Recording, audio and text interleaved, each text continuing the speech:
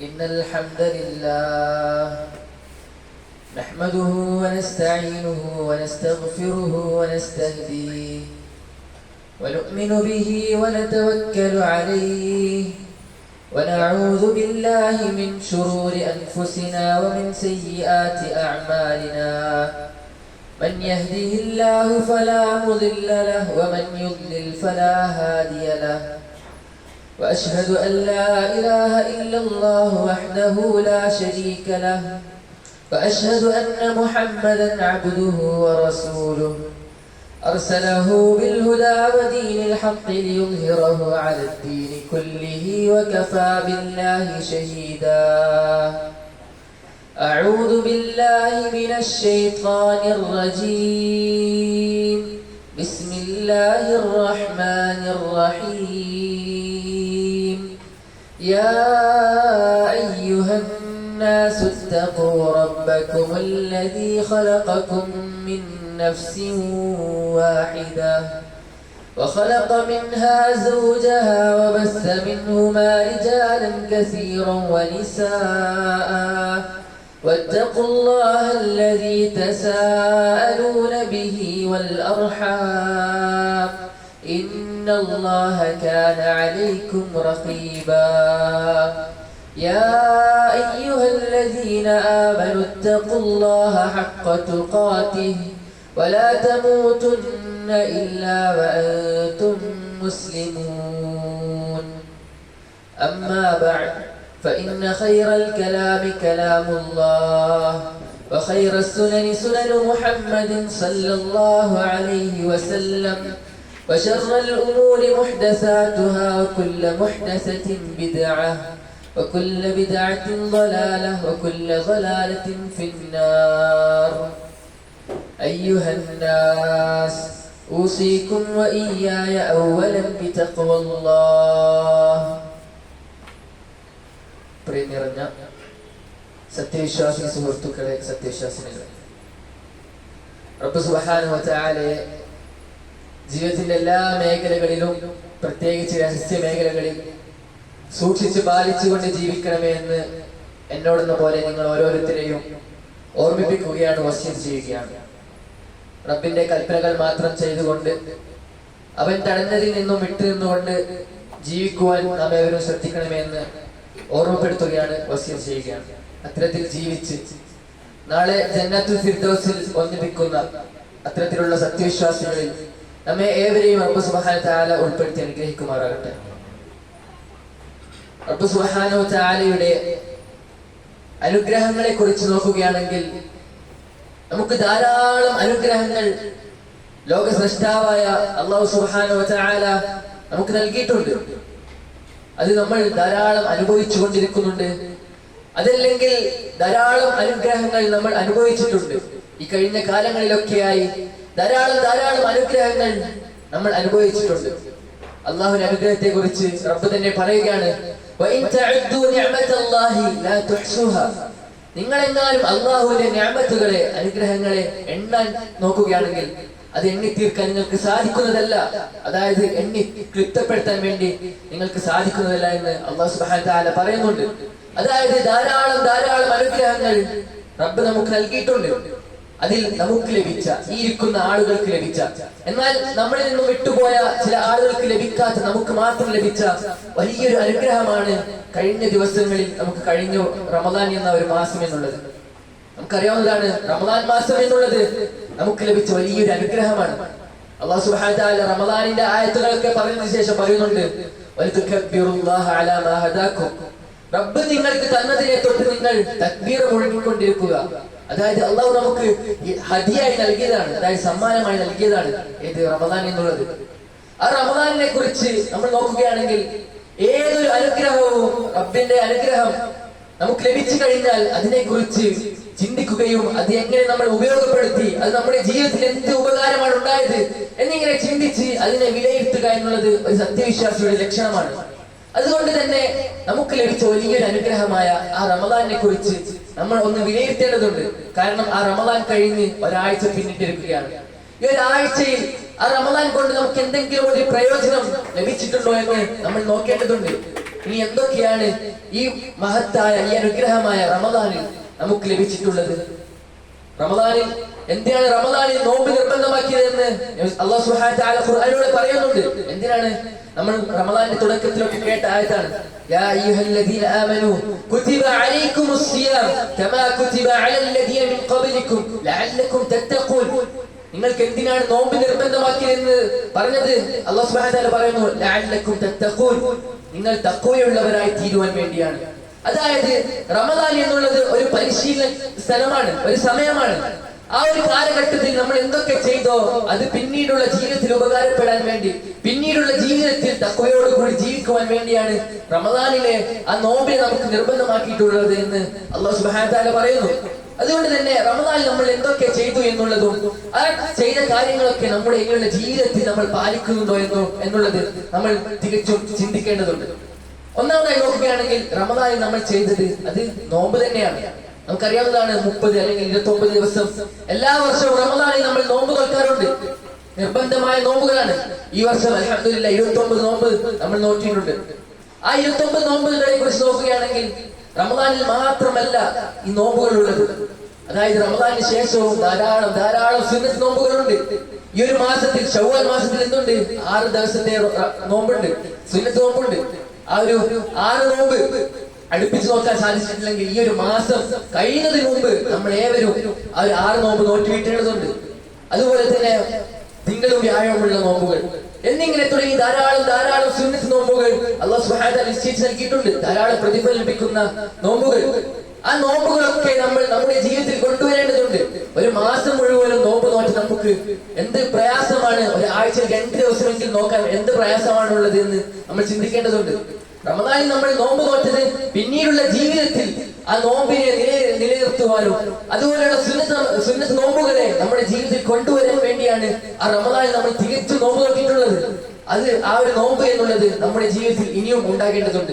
ഒരു 6 നോമ്പാണെങ്കിലും അതിനുശേഷം വരുന്ന ധാരാളം സുന്നത്ത് നോമ്പുകൾ പ്രത്യേകിച്ച് പറയേണ്ട ആവശ്യമില്ല. ധാരാളം സുന്നത്ത് നോമ്പുകളുണ്ട്. ആ സുന്നത്ത് നോമ്പുകളൊക്കെ നമ്മുടെ ജീവിതത്തിൽ കൊണ്ടുവരാൻ വേണ്ടി നമുക്ക് സാധിക്കേണ്ടതുണ്ട് സുഹൃത്തുക്കളെ. അതുപോലെ തന്നെ ഏറ്റവും പ്രധാനമായി നമ്മൾ കണ്ടൊരു നമസ്കാരമാണ് രാത്രി നമസ്കാരം എന്നുള്ളത്. മറ്റു മാസങ്ങളിൽ ഫർദിന് പോലും വാജിബായ നമസ്കാരങ്ങളിൽ പോലും പള്ളിയിൽ എത്താത്ത ആളുകൾ പോലും ആ ഒരു തറാവീഹിന് വേണ്ടി പള്ളിയിൽ വരുന്ന ഒരു അവസ്ഥ നമ്മൾ കണ്ടിട്ടുണ്ട് റമദാനിൽ. ആ ഒരു രാത്രി നമസ്കാരം സുഹൃത്തുക്കളെ റമദാനിൽ മാത്രമല്ല ഉള്ളത്. രാത്രി നമസ്കാരം എന്നുള്ളത് നമ്മുടെ ജീവിതത്തിലുടനീളം ഉണ്ടാകേണ്ടതാണ്. റസൂലുള്ളാഹി സ്വല്ലല്ലാഹു അലൈഹി വസല്ലം പറഞ്ഞത് എന്താണ്? അഫ്ദലുസ് സ്വലാത്തി ബഅദ സ്വലാത്തിൽ മക്തൂബ. നിർബന്ധമായ നമസ്കാരം കഴിഞ്ഞാൽ ഏറ്റവും മഹത്തമായ നമസ്കാരം എന്നുള്ളത് അത് സ്വലാത്തുൽ ലൈൽ, രാത്രി നമസ്കാരമാണ്. അതുകൊണ്ട് തന്നെ രാത്രി നമസ്കാരം എല്ലാ ദിവസവും തുടരേണ്ട ഒന്നാണ്. അത് റമദാനിൽ മാത്രമായി ചുരുക്കാനുള്ളതല്ല. 1 റക്അത്തെങ്കിൽ 1 റക്അത്ത്, 3 റക്അത്തെങ്കിൽ 3 റക്അത്ത് എന്നിങ്ങനെ തുടങ്ങി 11 റക്അത്തെങ്കിൽ 11 റക്അത്ത്. എത്രയാണ് നമ്മളെ കൊണ്ട് സാധിക്കുന്നത് എത്ര ചുരുങ്ങിയതാണെങ്കിലും അത് 1 റക്അത്ത് ആണെങ്കിലും നമ്മൾ നിലനിർത്തിക്കൊണ്ടേണ്ടതുണ്ട്. അല്ലാഹു സുബ്ഹാനഹു വ തആല പറഞ്ഞു, ഒരു ഹദീസിൽ പറയുകയാണ് അല്ലാഹു സുബ്ഹാനഹു വ തആലയെ കുറിച്ച്, അഹബ്ബുദ്ദീൻ ഇലല്ലാഹി അദ്വമുഹാ വഇൻ ഖല്ല. അല്ലാഹുവിന് ഏറ്റവും ഇഷ്ടപ്പെട്ട ദീൻ, അതായത് അമലുകൾ, പ്രവർത്തനങ്ങൾ എന്നുള്ളത് അത് തുടർച്ചയായി ചെയ്യുന്ന പ്രവർത്തനങ്ങളാണ്. അത് എത്ര കുറവാണെങ്കിലും അത് തുടർച്ചയായി ചെയ്യുമ്പോഴാണ് അതിന് യഥാർത്ഥത്തിൽ ധാരാളം പ്രതിഫലം ലഭിക്കുക. ഞാൻ പറഞ്ഞു വന്നത് 3 അല്ലെങ്കിൽ 1 റക്അത്തെങ്കിലും ചുരുങ്ങിയത് നമ്മൾ എല്ലാ ദിവസവും പ്രാവർത്തികമാക്കാൻ വേണ്ടി നമ്മൾ ശ്രദ്ധിക്കേണ്ടതുണ്ട്. ഈ ഒരു ആഴ്ച നമ്മൾ നമസ്കരിച്ചിട്ടുണ്ടോ എന്ന് സ്വയം ചോദിക്കുക. ഒരു ആഴ്ച കഴിഞ്ഞു, റമദാൻ കഴിഞ്ഞ് ഒരാഴ്ച കഴിഞ്ഞു, ഈ ഒരു ആഴ്ചയിൽ നമ്മെ ഒരു നമസ്കരിച്ചിട്ടുണ്ടോ എന്ന് സ്വന്തത്തോട് ചോദിക്കേണ്ടതുണ്ട്. അതുപോലെ തന്നെ 3ാമത്തെ ഒരു കാര്യമാണ് ഖുർആൻ ഓതുക എന്നുള്ളത്. ഖുർആനിൽ നമ്മൾ ധാരാളം ഖത്തം തീർത്തിട്ടുണ്ട്. 2, 3, 4 പ്രാവശ്യം വരെ തീർത്തവരുണ്ട്. ഖുർആൻ ഓതി തീർത്തവരുണ്ട് നമ്മുടെ ഇടയിൽ. ഒരു ദിവസം മാത്രം 2, 3 ജുസൊക്കെ ഓതി തീർത്തവരുണ്ട്. എന്നാൽ ഈ ഖുർആൻ എന്നുള്ളത് റമദാനിൽ മാത്രം ഓതേണ്ട ഒരു കാര്യമാണോ? പലപ്പോഴും നമ്മുടെ വീടുകളിലൊക്കെ കാണുന്നത് റമദാനിൽ ഖുർആൻ തുറന്ന് ആ റമദാൻ അവസാനിക്കുമ്പോൾ അടച്ചു വെക്കുന്ന ഖുർആൻ പിന്നീട് തുറക്കുന്നത് അടുത്ത റമദാനിലാണ്. വളരെ ദുഃഖകരമായ ഒരു അവസ്ഥയാണ്. ഖുർആൻ എന്നുള്ളത് റമദാനിൽ മാത്രം ഓതേണ്ട ഖുർആൻ അല്ലാതെ ഒരു ഗ്രന്ഥമല്ല ഖുർആൻ എന്നുള്ളത്. ഖുർആൻ എന്നുള്ളത് ദിവസവും എല്ലാ ദിവസവും നമ്മുടെ ജീവിതത്തിൽ ഓതേണ്ട ഒരു കാര്യമാണ്. നമ്മുടെ ജീവിതത്തിൽ പ്രാവർത്തികമാക്കേണ്ടതാണ് ഖുർആനെ ഓതുക എന്നുള്ളത്. സഹാബാക്കളെ കുറിച്ചൊക്കെ നമുക്ക് കാണാൻ സാധിക്കും. അവർക്കൊരു നിശ്ചയിച്ച ഒരു അളവുണ്ടായിരുന്നു. ഒന്നെങ്കിൽ 3 ജുസ് അല്ലെങ്കിൽ 4 ജുസ് എന്നിങ്ങനെ തുടങ്ങി ഒരാഴ്ചയിൽ തീർക്കുന്ന രൂപത്തിൽ, അല്ലെങ്കിൽ 5 ദിവസത്തിൽ തീർക്കുന്ന രൂപത്തിൽ, ഏത് റമദാനിലല്ല ബാക്കിയുള്ള ദിവസങ്ങളിൽ എല്ലാ ദിവസവും അവർക്ക് ഒരു കണക്കുണ്ടായിരുന്നു. ആ കണക്ക് അവർ ഉറങ്ങുന്നതിന് മുമ്പ് തീർച്ചയായും തീർത്തിരിക്കും, ഓതി തീർത്തിരിക്കും. അതുപോലെ തന്നെ സുഹൃത്തുക്കളെ നമുക്കും ഉണ്ടാകേണ്ടതുണ്ട്. ചുരുങ്ങിയത് ഒരു പേജ് അല്ലെങ്കിൽ 2 പേജെങ്കിലും ഉറങ്ങുന്നതിന് മുമ്പ് നമ്മൾ ഓതി തീർക്കാൻ നമുക്ക് സാധിക്കേണ്ടതുണ്ട്. ഏത് യാത്രയിലാണെങ്കിലും, എത്ര വലിയ യാത്രയിലാണെങ്കിലും അത് ഓതേണ്ടതുണ്ട്. എല്ലാ ദിവസവും ആ നിശ്ചയിച്ച അളവ് എന്നുള്ളത് നമ്മൾ ഓതി തീർക്കേണ്ടതുണ്ട്. അതുപോലെ തന്നെ റമദാനിൽ നമ്മൾ ചെയ്ത ഒരു കാര്യമാണ് പ്രാർത്ഥന എന്നുള്ളത്. പ്രാർത്ഥന ധാരാളമായി റമദാനിൽ വർദ്ധിപ്പിച്ചിരുന്നു. എന്നാൽ നമ്മൾ ശ്രദ്ധിക്കേണ്ടത്, റമദാനിൽ മാത്രമാണോ പ്രാർത്ഥനയ്ക്ക് ഉത്തരം ലഭിക്കുന്നത്? തീർച്ചയായും അല്ല. പ്രാർത്ഥനയ്ക്ക് ഉത്തരം ലഭിക്കുന്ന ധാരാളം സമയങ്ങളുണ്ട്. രാത്രിയുടെ അവസാന സമയം, അതുപോലെ തന്നെ ബാങ്കിലെ വിക്കാമത്തിന്റെ ഇടയിലുള്ള സമയം എന്നിങ്ങനെ തുടങ്ങി ധാരാളം പ്രാർത്ഥനയ്ക്ക് ഉത്തരം ലഭിക്കുന്ന സമയങ്ങളുണ്ട്. എന്തുകൊണ്ട് റമദാനിന് ശേഷം നമ്മൾ ആ പ്രാർത്ഥന തുടർത്തിക്കൊണ്ടുപോകുന്നില്ല? നമ്മുടെ ജീവിതത്തിൽ എന്തുകൊണ്ട് പ്രാർത്ഥന ഉണ്ടാകുന്നില്ല? നബി സല്ലല്ലാഹു അലൈഹി വസല്ലം പറഞ്ഞു, മല്ലം യസ്അലില്ലാഹ യഗ്ളബ അലൈഹി. ആരെങ്കിലും അല്ലാഹുവിനോട് ചോദിക്കുന്നില്ലെങ്കിൽ അല്ലാഹു അവനോട് കോപിക്കുമെന്നാണ്. അല്ലാഹുവിനോട് ചോദിക്കാത്ത പക്ഷം അല്ലാഹു അവനോട് കോപിക്കുന്നതാണ്. വഖാല റബ്ബുക്കും ഉദ്ഉനി അസ്തജിബ് ലക്കും. അല്ലാഹു പറയുന്നതാണ്, നിങ്ങൾ റബ്ബിനോട് തേടിക്കൊള്ളുക, ദുആ ചെയ്യുക, അല്ലാഹു ഉത്തരം തരുന്നതാണ്. നമ്മൾ എന്ത് ചോദിച്ചാലും അല്ലാഹു ഉത്തരം നൽകാൻ വേണ്ടി തയ്യാറായിരിക്കുകയാണ്. അതുകൊണ്ട് സുഹൃത്തുക്കളെ, റമദാനിൽ മാത്രമല്ല നമ്മൾ പ്രാർത്ഥിക്കേണ്ടത്, നമ്മുടെ എല്ലാ ദിവസവും പ്രാർത്ഥന നമ്മുടെ ജീവിതത്തിൽ ഉണ്ടാകേണ്ടതുണ്ട്. അതുപോലെ തന്നെ നമ്മൾ നമ്മൾ റമദാനിൽ ധാരാളമായി ചെയ്ത ഒരു കാര്യമാണ് ഇസ്തിഗ്ഫാർ, അതായത് പാപമോചനം എന്നുള്ളത്. എന്താണ് പാപമോചനം? നമ്മൾ അവസാന പത്തിലൊക്കെ ധാരാളമായി പറഞ്ഞ പ്രാർത്ഥനയാണ് അല്ലാഹുമ്മ ഇന്നക അഫൂൻ തുഹിബ്ബുൽ അഫ്വ ഫഅഫു അന്നി. എന്നിങ്ങനെ തുടങ്ങി അസ്തഗ്ഫിറുല്ലാഹ് അൽ അദീം, അതുപോലെ തന്നെ സയ്യിദി ഇസ്തിഗ്ഫാർ എന്നിങ്ങനെ തുടങ്ങി പാപമോചനം ധാരാളമായി റമദാനിൽ നമ്മൾ വർദ്ധിപ്പിച്ചിരുന്നു. എന്നാൽ ഈ പാപമോചനം എന്നുള്ളത് റമദാനിൽ മാത്രമായി ചുരുക്കേണ്ട ഒരു കാര്യമാണോ? തീർച്ചയായും അല്ല. നബി സല്ലല്ലാഹു അലൈഹി വസല്ലമയെ കുറിച്ച് അവിടുന്ന് നബി സല്ലല്ലാഹു അലൈഹി വസല്ലം ഒരു ദിവസത്തിൽ 70 കൂടുതൽ അല്ലെങ്കിൽ 100ഓളം ഇസ്തിഗ്ഫാറുകൾ ചെയ്തിരുന്നു എന്ന് നമുക്ക് കാണാൻ സാധിക്കും. എന്താണ് ഇസ്തിഗ്ഫാർ ചെയ്താലുള്ള മെച്ചം എന്ന് നമുക്ക് കാണാൻ സാധിക്കും? എന്താണ്? നാളെ പരലോകത്ത് വെച്ച് ആരുടെ കയ്യിലാണോ, ആരുടെ വലത്ത് കയ്യിലാണോ ആ കിതാബിൽ നൽകപ്പെടുന്നത്, അവൻ പറയും, വരൂ ഈ ഗ്രന്ഥം ഒന്ന് വായിച്ചു നോക്കൂ എന്ന് പറയുന്ന ഒരു ദിവസമുണ്ട്. അല്ലെങ്കിൽ ആരുടെ ഇടത് കയ്യിലാണോ ആ ഗ്രന്ഥം ലഭിക്കുന്നത്, അവൻ പറയും, എന്റെ നാശമേ, ഈ ഗ്രന്ഥം എനിക്ക് ലഭിച്ചിരുന്നില്ലായിരുന്നെങ്കിൽ എന്ന് പറയുന്ന ഒരു അവസ്ഥയുണ്ടല്ലോ, ആ പരലോകത്തുള്ള ആ ഒരു അവസ്ഥ. ആ ഗ്രന്ഥം ലഭിക്കുമ്പോൾ ഉണ്ടാകുന്ന ആ ഒരു ദുഃഖമായ ഒരു അവസ്ഥയുണ്ടല്ലോ, ആ ഒരു ഗ്രന്ഥത്തിൽ ധാരാളമായി ഇസ്തിഗ്ഫാർ കാണുകയാണെങ്കിൽ നബി സല്ലല്ലാഹു അലൈഹി വസല്ലം പറഞ്ഞു, അവർക്ക് ഞാൻ മംഗളം നേരുന്നു എന്ന്. ഇസ്തിഗ്ഫാറുകൾ ആ ഒരു ഗ്രന്ഥത്തിൽ ഇടയ്ക്കിടയ്ക്കായി കാണുന്നുണ്ടെങ്കിൽ നബി സല്ലല്ലാഹു അലൈഹി വസല്ലം പറഞ്ഞു, അവർക്ക് മംഗളം നേരുന്നു, അതായത് അവർ സ്വർഗത്തിലേക്കുള്ള സന്തോഷ വാർത്ത അറിയിച്ചു കൊള്ളുന്നു എന്നുള്ളത്. നമ്മൾ മനസ്സിലാക്കേണ്ടത് ഇസ്തിഗ്ഫാർ റമദാനിൽ മാത്രമായി ചുരുങ്ങേണ്ട ഒരു കാര്യമല്ല. റമദാനിന് ശേഷവും നമ്മുടെ ഈ ജീവിതത്തിൽ മരിക്കുന്നത് വരെ ഈ ഇസ്തിഗ്ഫാറിനെ നമ്മൾ കൊണ്ടുപോകേണ്ടതുണ്ട്.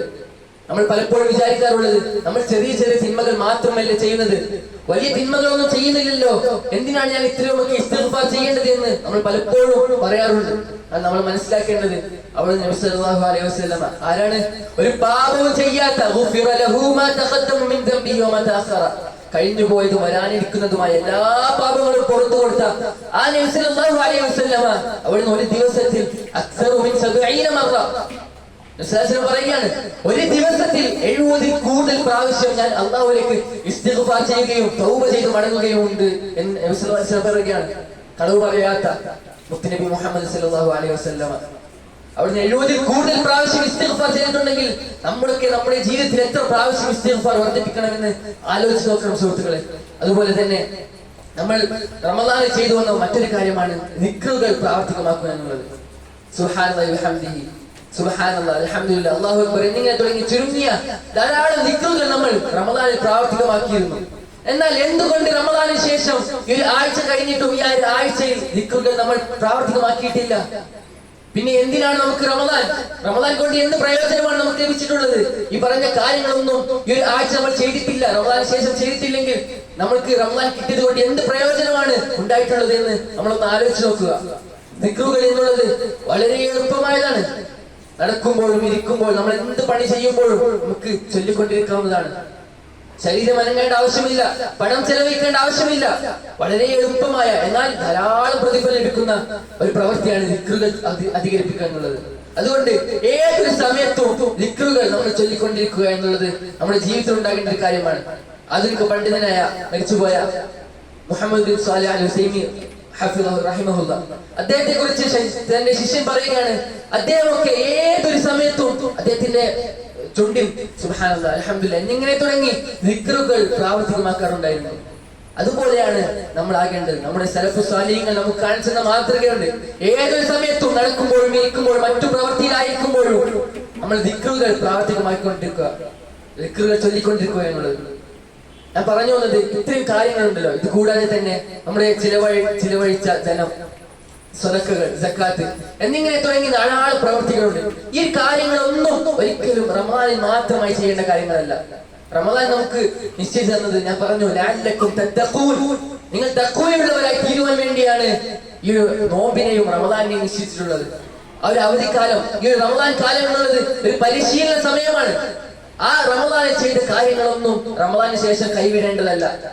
എല്ലാ സമയത്തും മരിക്കുന്നത് വരെ ഉണ്ടായിരിക്കേണ്ടതാണ്. കാരണം അല്ലാഹു സുബ്ഹാനഹു വ തആല പറഞ്ഞു, വഅബ്ദു റബ്ബക ഹത്താ യഅതിയകൽ യഖീൻ, ഉറപ്പായ ആ മരണം വരുന്നത് വരെ നിങ്ങൾ അല്ലാഹുവിനെ ഇബാദത്ത് ചെയ്തുകൊണ്ടിരിക്കുക, അല്ലാഹുവിനെ ആരാധിച്ചു കൊണ്ടിരിക്കുക എന്നാണ് പറഞ്ഞത്. റമദാനിൽ മാത്രമായി ആരാധിക്കാനല്ല പറഞ്ഞത്, മരിക്കുന്നത് വരെ ആരാധിച്ചു കൊണ്ടിരിക്കുക. ഏത് സമയത്താണ് നമുക്ക് മരണം വന്നെത്തുക എന്ന് പറയാൻ സാധിക്കുകയില്ല. റമദാനിൽ മരിക്കാനുള്ള ഏറ്റവും നല്ല മരണമായി തീരാനുള്ള ഭാഗ്യം നമുക്ക് ലഭിച്ചിട്ടില്ല. ഈ ഒരു സമയത്താണ് നമ്മൾ മരിക്കുന്നതെങ്കിൽ, ഈമാൻ കുറഞ്ഞ അവസ്ഥയിലാണ് നമ്മൾ മരിക്കുന്നതെങ്കിൽ നമ്മുടെ അവസ്ഥ എന്തായിരിക്കുമെന്ന് നമ്മൾ ആലോചിച്ച് നോക്കേണ്ടതുണ്ട്. അതുകൊണ്ട് റമദാനിൽ ചെയ്ത എല്ലാ കാര്യങ്ങളും നമ്മൾ നമ്മുടെ ജീവിതത്തിൽ പകർത്തേണ്ടതുണ്ട്, നിലനിർത്തിക്കൊണ്ടേണ്ടതുണ്ട്. മരണത്തെ, ആ ഒരു സാഹചര്യത്തെ കുറിച്ച്, മരണത്തിന്റെ ആ സന്ദർഭത്തെ കുറിച്ച് അല്ലാഹു സുബ്ഹാനഹു വ തആല ഖുർആനിലൂടെ പറയുന്നുണ്ട്, ഹത്താ ഇദാ ജാഅ അഹദഹുമുൽ മൗത്ത്, ആരുടെയെങ്കിലും അടുക്കൽ ആ മരണം വന്നെത്തുകയാണ്, ഖാല റബ്ബിർജിഊൻ, അവൻ പറയും, റബ്ബേ നീ എന്നെ ഒന്ന് മടക്കി തരണമേ റബ്ബേ, ഖാല റബ്ബിർജിഊൻ, നീ എന്നെ ഒന്ന് മടക്കി തരണമേ റബ്ബേ എന്ന് കേണപേക്ഷിക്കും. ലഅല്ലി അഅമലു സാലിഹൻ ഫീമാ തറക്, ഞാൻ വിട്ടേച്ചു പോയ ധാരാളം അമൽ സാലിഹാത്തുകളുണ്ടല്ലോ, ധാരാളം സൽപ്രവൃത്തികളുണ്ടല്ലോ, അതൊക്കെ ഞാൻ ചെയ്തു കൊള്ളാം റബ്ബേ എന്ന് കരഞ്ഞപേക്ഷിക്കുന്ന ഒരു രംഗമുണ്ട്. ഞാൻ റമദാനിൽ മാത്രം ചെയ്ത, എന്നാൽ റമദാൻ കഴിഞ്ഞാൽ ചെയ്യാത്ത ആ രാത്രി നമസ്കാരം ഉണ്ടല്ലോ റബ്ബേ, ആ നോമ്പുകൾ ഉണ്ടല്ലോ റബ്ബേ, അതൊക്കെ ഞാൻ ചെയ്തു കൊള്ളാമെന്ന് ആ മരണത്തിന്റെ നേരത്തിൽ നമ്മൾ റബ്ബിനോട് പറയും. പക്ഷെ കാര്യമില്ല. അപ്പൊ പറയും, ഇന്നഹാ കലിമത്തുൻ ഹുവ ഖായിലുഹാ, തീർച്ചയായും ഇല്ല, അത് വെറും വാക്കുകൾ മാത്രമാണ്. എനിക്ക് വീണ്ടും ഒരു ജീവിതം നൽകുകയാണെങ്കിൽ പഴയ പോലെ തന്നെ നിങ്ങൾ ജീവിക്കുമെന്ന് അല്ലാഹു സുബ്ഹാനഹു വ തആല പറയുകയാണ്. അതുകൊണ്ട് ഏതൊരു സമയത്തും നമുക്ക് മരണം എത്താവുന്നതാണ്.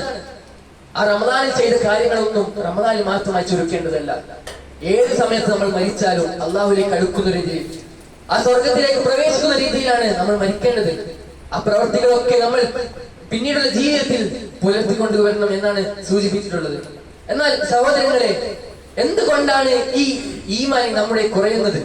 റമദാൻ കഴിഞ്ഞാൽ ഈ ഈമാൻ കുറയാനുള്ള കാരണം എന്താണ്? ആ ഈമാൻ എങ്ങനെയാണ് നിലനിർത്തിക്കൊണ്ടുപോകുക എന്നുള്ളത് പണ്ഡിതന്മാർ ചർച്ച ചെയ്യുന്നുണ്ട്. ഈമാൻ കുറയാതിരിക്കാൻ, ഈ ഈമാനെ നിലനിർത്തിക്കൊണ്ടുപോകാനുള്ള രണ്ട് കാര്യങ്ങളാണ് ഞാൻ പറയാൻ ഉദ്ദേശിക്കുന്നത്. അതായത് ഒന്നാമത്തേതുള്ളത് റബ്ബ് സുബ്ഹാനഹു വ തആലയോട് പ്രാർത്ഥിക്കുക എന്നുള്ളതാണ്. എല്ലാം നൽകുന്ന ആ റബ്ബുണ്ടല്ലോ, എല്ലാം കേൾക്കുന്ന, നമ്മൾ എന്ത് പറഞ്ഞാലും സ്വീകരിക്കുന്ന, കേൾക്കുന്ന ആ റബ്ബുണ്ടല്ലോ, ആ റബ്ബിനോട് പ്രാർത്ഥിക്കുകയാണ് ഒന്നാമത്തേത്. നമ്മുടെ ഈമാൻ കുറയുകയാണെങ്കിൽ, റമദാനിന് ശേഷം റമദാനിലേതുപോലെ തന്നെ നമുക്ക് പ്രവർത്തനങ്ങൾ ചെയ്യാൻ സാധിക്കുന്നില്ലെങ്കിൽ ആ റബ്ബിനോടാണ് ആദ്യം തേടേണ്ടത്, ആ റബ്ബിനോടാണ് ആദ്യം പറയേണ്ടത്. നമ്മുടെ ഈമാൻ വർദ്ധിപ്പിച്ചു തരാൻ വേണ്ടി ആ റബ്ബിനോടാണ് നമ്മൾ തേടേണ്ടത്. റസൂലുള്ളാഹി സ്വല്ലല്ലാഹു അലൈഹി വസല്ലം പറഞ്ഞു, നിങ്ങൾ എന്താക്കണം, അള്ളാഹുവിനോട് ഈമാനെ പുതുക്കാൻ വേണ്ടി പ്രാർത്ഥിക്കണമെന്ന്. ഈമാനെ പുതുക്കാൻ വേണ്ടി പ്രാർത്ഥിക്കണം. അതായത് റമദാൻ കഴിഞ്ഞാൽ നമ്മുടെ ഈമാൻ സ്വാഭാവികമാണ്, ഈമാൻ കുറഞ്ഞു പോകും. എന്നാൽ ഈമാനെ പുതുക്കാൻ വേണ്ടി റബ്ബിനോട് തേടിക്കൊണ്ടിരിക്കുക എന്നുള്ളതാണ് ഒന്നാമത്തെ വഴി എന്നുള്ളത്. രണ്ടാമത്തെ മാർഗം എന്നുള്ളത്, അത് ഖുർആൻ ഓതുമ്പോൾ, നമ്മളൊക്കെ ഖുർആൻ ഓതാറുണ്ട്. എന്നാൽ ഖുർആൻ ഓതാൻ മടിയാവുകയാണെങ്കിൽ ആ ഖുർആന്റെ ചെറിയ ചെറിയ സൂറത്തുകളുടെ, നമ്മൾക്ക് ഹിഫ്ദുള്ള, മനപ്പാടമുള്ള ആ സൂറത്തുകളുടെ അർത്ഥങ്ങൾ വെറുതെ ഒന്ന് വായിക്കുക.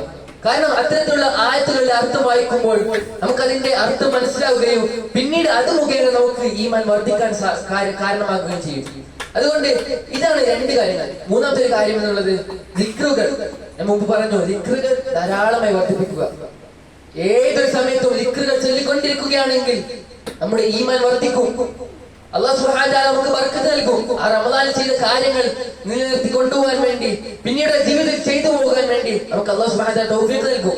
അതുകൊണ്ട് ഈ 3 കാര്യങ്ങളാണ് ശ്രദ്ധിക്കേണ്ടത്. റമദാൻ കഴിഞ്ഞാൽ ഈ ഒരു ഈമാൻ നിലനിർത്തി കൊണ്ടുപോകാൻ വേണ്ടി ശ്രദ്ധിക്കേണ്ട 3 കാര്യങ്ങളാണ് പറഞ്ഞത്. ഒന്ന്, അല്ലാഹു സുബ്ഹാനഹു വ തആലയോട് ധാരാളമായി തേടുക, അള്ളാഹുവിനോട് ഈമാനെ പുതുക്കുവാൻ വേണ്ടി, ആ റമദാൻ ചെയ്ത കാര്യങ്ങൾ നിലനിർത്തി കൊണ്ടുപോകാൻ വേണ്ടി അള്ളാഹുവിനോട് തേടിക്കൊണ്ടിരിക്കുക. രണ്ടാമത്തേത്, ഖുർആൻ ഓതുമ്പോൾ അതിന്റെ അർത്ഥം അറിഞ്ഞുകൊണ്ട് അർത്ഥം മാത്രം ഒന്ന് വായിക്കാനെന്ന് ശ്രദ്ധിക്കുക. മൂന്നാമത്തേത് പറഞ്ഞു, ദിക്റുകൾ നമ്മുടെ ജീവിതത്തിൽ എല്ലാ മേഖലയിലും ഇരിക്കുമ്പോഴും ഏത് പ്രവൃത്തി ചെയ്യുമ്പോഴും ദിക്റുകൾ നമ്മുടെ ജീവിതത്തിൽ ഉണ്ടാക്കുക എന്നുള്ളത്.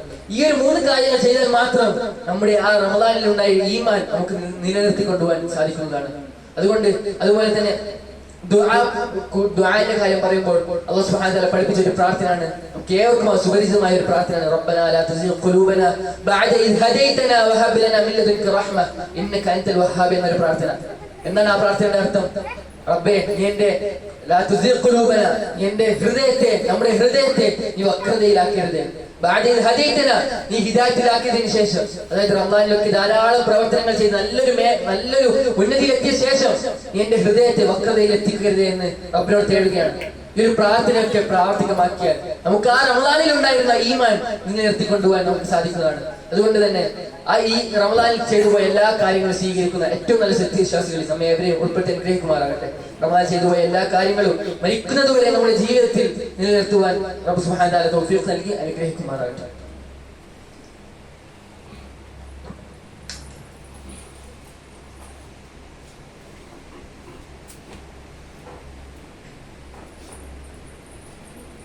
الحمد لله الواحد القهار العزيز الجبار، نصلي ونسلم على خاتم الأنبياء والمرسلين نبينا محمد وعلى آله وصحبه أجمعين ومن تبعهم بإحسان إلى يوم الدين. أما بعد، اللهم رب اشرح لي صدري ويسر لي أمري واحلل عقدة من لساني يفقه قولي. أيها الناس، ഉസീക്കും വഇയ്യായ സാനിയം ബിതഖ്വല്ലാഹ്. ലോക സൃഷ്ടാവും നിയന്താവുമായ റബ്ബ് സുബ്ഹാനഹു വ തആലയെ ജീവിതത്തിന്റെ എല്ലാ മേഖലകളിലും സൂക്ഷിച്ചു പാലിച്ചുകൊണ്ട് ജീവിക്കണമെന്ന് രണ്ടാമതായി ഓർമ്മപ്പെടുത്തുകയാണ്, വസിയത്ത് ചെയ്യുകയാണ്. റബ്ബ് സുബ്ഹാനഹു വ തആല അനുഗ്രഹിക്കുമാറാകട്ടെ. നമുക്ക് ഏവർക്കും അറിയുന്നതുപോലെ തന്നെ അടുത്ത ആഴ്ച നമ്മളൊക്കെ പ്രതീക്ഷിച്ചു നിൽക്കുന്ന, അതായത് ഈ ഒരു രാജ്യത്ത് നിർഭയത്വത്തോടു കൂടി കഴിയുവാനോ മതേതരത്വത്തോടു കൂടി കഴിയുവാനോ നമ്മുടെ ഇബാദത്തുകളൊക്കെ ഏറ്റവും നല്ല രീതിയിൽ ചെയ്യുവാൻ വേണ്ടിയും സാധിക്കണമെങ്കിൽ നമുക്കൊക്കെ അറിയുന്നത് പോലെ തന്നെ അടുത്ത ആഴ്ച എന്നുള്ളത് നിർണായകമായ ഒരു ഇലക്ഷൻ നടക്കാനിരിക്കുകയാണ്.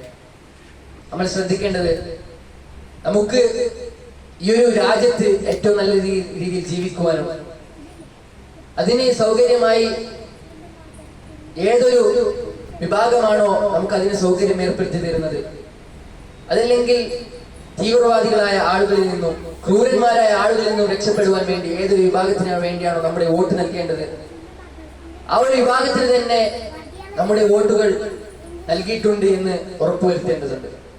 കുടുംബനാഥന്മാർ തങ്ങളുടെ കുടുംബത്തിലെ ഓരോ അംഗങ്ങളും ഏറ്റവും നല്ല, നമ്മുടെ മുസ്ലിങ്ങൾക്കും മറ്റു ആളുകൾക്കും ഏറ്റവും നല്ല രീതിയിൽ ഈ രാജ്യത്ത് ജീവിക്കാൻ ഉതകുന്ന അത്തരത്തിൽ സാഹചര്യം ഏർപ്പെടുത്തി തരുന്ന ഒരു വിഭാഗത്തിനാണ് വോട്ട് നൽകിയിട്ടുള്ളത് എന്ന് നമ്മുടെ കുടുംബങ്ങളൊക്കെ ആ ഒരു വിഭാഗത്തെ തന്നെയാണ് വോട്ട് നൽകിയിട്ടുള്ളത് എന്ന് ഉറപ്പുവരുത്താൻ കുടുംബനാഥന്മാർ ശ്രദ്ധിക്കേണ്ടതുണ്ട്. അതുപോലെ തന്നെ പ്രവാസികളായ നമ്മുടെ മക്കളും അല്ലെങ്കിൽ നമ്മുടെ അനിയന്മാരും അതുപോലെ ജ്യേഷ്ഠന്മാരും ഒക്കെ ഉണ്ടാകും.